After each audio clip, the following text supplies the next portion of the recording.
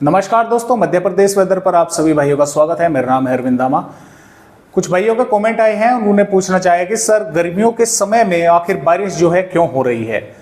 तो देखिए दोस्तों, बारिश तो होती ही है क्योंकि प्री मानसून सीजन, जैसा कि आप सभी जानते हैं कि प्री मानसून सीजन रहता है। वो बात अलग है कि किसी सीजन में ज्यादा होती है बारिश, किसी सीजन में कम होती है।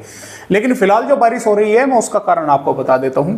देखिए दोस्तों, जैसा कि मैं आपको वीडियो में बताता रहता हूं कि अगर किसी भी राज्य पर, चाहे मध्य प्रदेश हो, चाहे उत्तर प्रदेश हो, छत्तीसगढ़ हो, राजस्थान हो, कोई भी राज्य हो, अगर उस पर एक तरह की ही हवा लगातार बह रही है तो उस हवा में, देखिए हवा भी कई तरह की होती है। एक तो होती है ऊपर से उत्तर पश्चिमी हवाएं, उसमें कोई बारिश नहीं होगी, बादल भी आपको नहीं दिखेंगे। लेकिन अगर बंगाल की खाड़ी या अरब सागर की हवाएं किसी भी राज्य पर पहुंचेगी तो उसमें बादल लाजमी है कि बनेंगे, क्योंकि उन हवाओं में नमी है।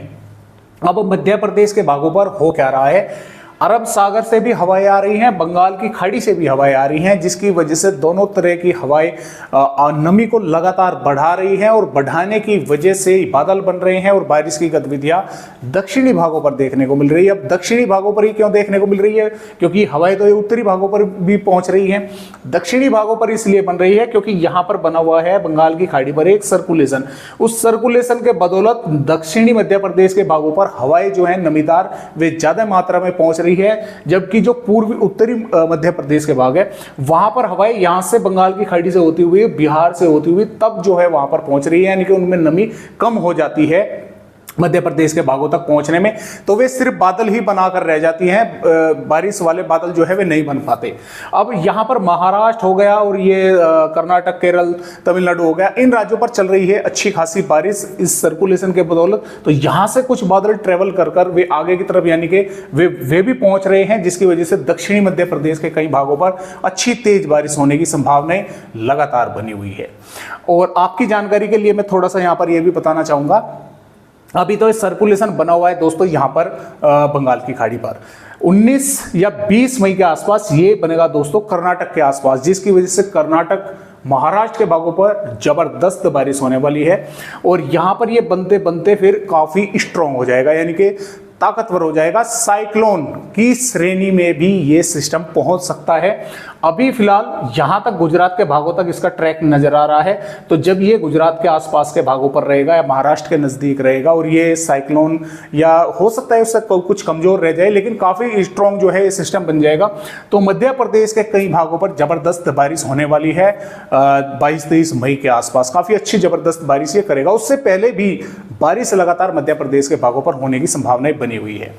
तो इस तरह से सिस्टम है। आइए देखते हैं कि किस तरह से बारिश होने की संभावनाएं मध्य प्रदेश राज्य पर नजर आ रही है। ये जो वेदर रिपोर्ट है ये 17 मई की है।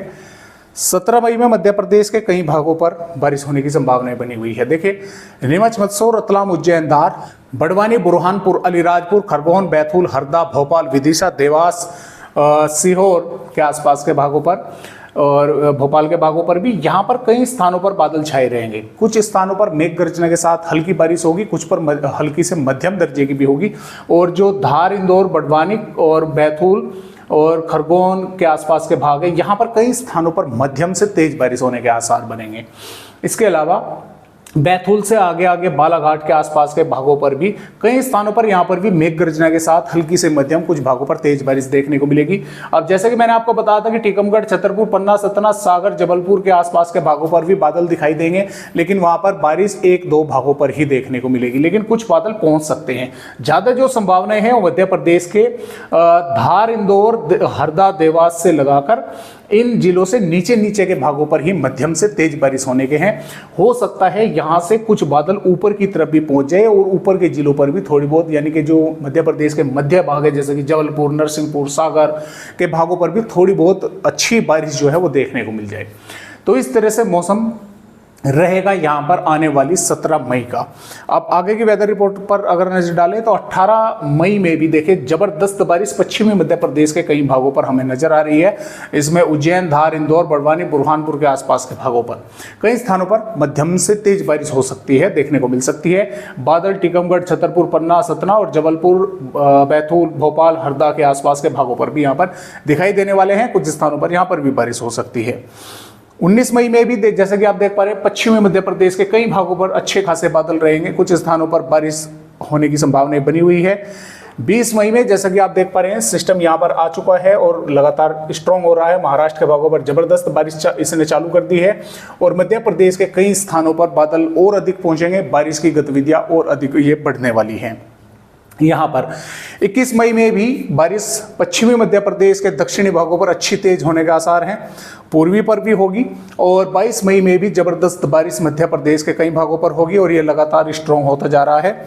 और 23 मई में भी ये देखिए जैसा कि आप देख पा रहे हैं स्ट्रॉन्ग हो रहा है और यहाँ पर तटवर्ती भागों पर बाढ़ जैसे हालात ये बना देगा। और मध्य प्रदेश के भी कई स्थानों पर बादल दिखाई देंगे, तेज हवाएं चलेंगी और मेघ गर्जन के साथ बारिश होने की संभावनाएं बनी रहेंगी। फिलहाल आज की वीडियो में बस इतनी ही जानकारी। एक नए अपडेट के साथ आप सभी भाइयों से फिर मिलता हूं, तब तक के लिए नमस्कार।